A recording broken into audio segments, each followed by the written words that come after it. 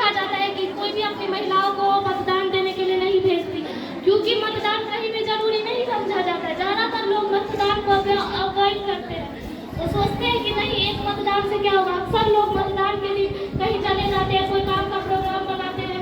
तो मैं सभी से ये अपील करना चाहूँगी कि सब मतदान पर ध्यान दें। हमारा एक वोट, हम एक उंगली से अपना भाग ले सकते हैं, हम अपना राष्ट्र बदल सकते हैं।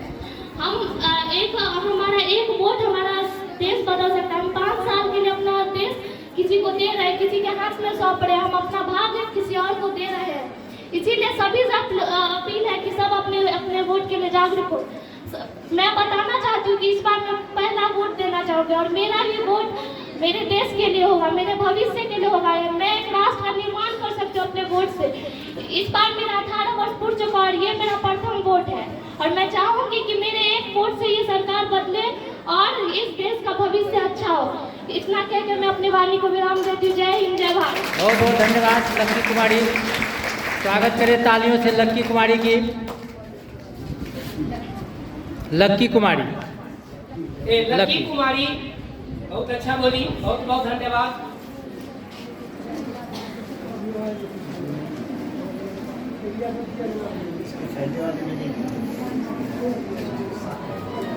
चाहे नर हो या नारी, चाहे नर हो या नारी, मतदान है सबकी जिम्मेवारी।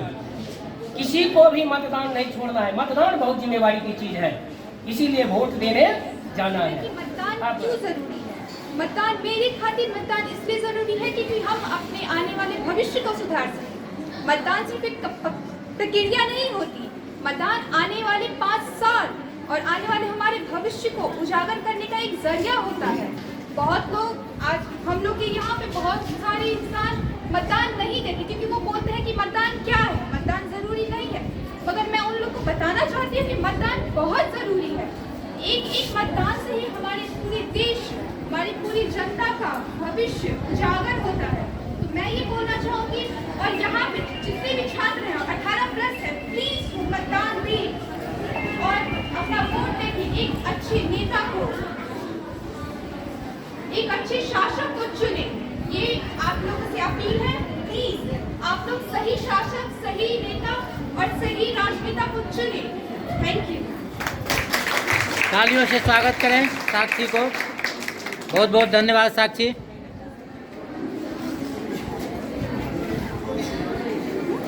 बहुत बहुत धन्यवाद, बहुत अच्छा बोली साक्षी कुमारी।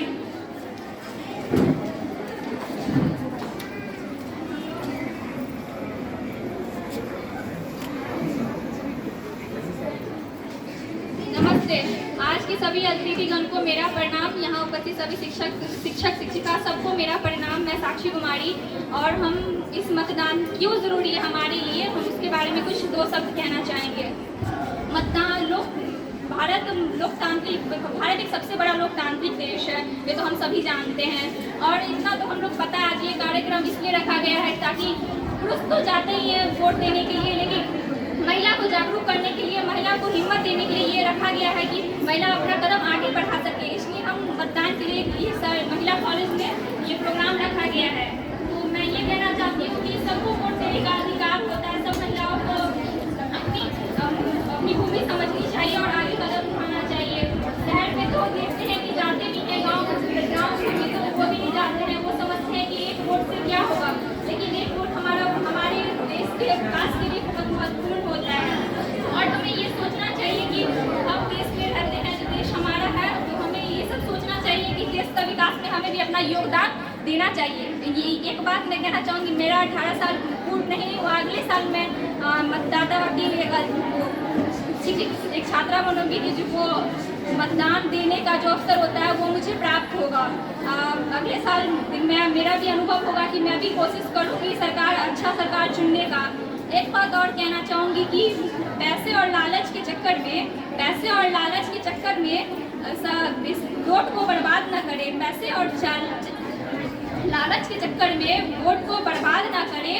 देश से भ्रष्टाचार को दूर करें। बस इतना ही कहकर अपनी वाणी को राम देना चाहूँगी। बहुत बहुत धन्यवाद साक्षी।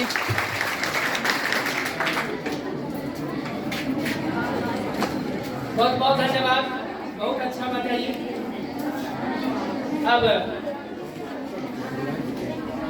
छात्राओं का अभिभाषण समाप्त हुआ।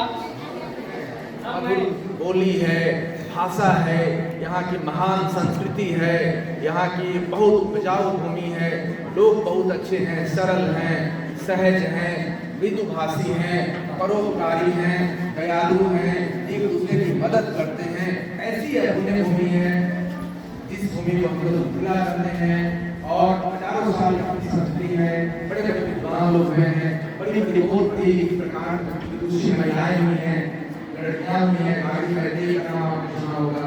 शंकराचार्य जब 25 साल 1500 साल पहले जब चले थे तो उनका जो विजय पताका था, विजय जो था, वो बिहार की धरती पर ही उनका विजय पताका को क्या किया गया था, नीचे उतार के और उनके विजय रथ को यहाँ पर रोक दिया गया था। रोकने वाली कौन थी, कौन सी महिला थी? मिथिला की कौन सी महिला थी जिन्होंने शास्त्रार्थ में आदि शंकराचार्य को हराया था? उनका नाम क्या था? मंडल मिस्त्री पाठी। बिल्कुल, स्वागत करें ताली से। मंडल मिस्त्री पत्नी थी, उनका नाम क्या था? भारती। उन्होंने उनको शंकराचार्य को हराया। कितनी पुण्य भूमि है, कितनी महान भूमि है। और हम लोग अभी क्या कर रहे हैं, अपनी भूमि पर बौद्ध धर्म का विकास हुआ। आज के लगभग 2500 साल पहले यहाँ पर गौतम बुद्ध जैसे लोग, महावीर जैसे लोग हैं। गौतम बुद्ध राजा के लड़का थे, हरिद्वार छोड़ के ज्ञान के जीवन में 35 वर्ष की आयु में बौद्ध यानी बोध गया के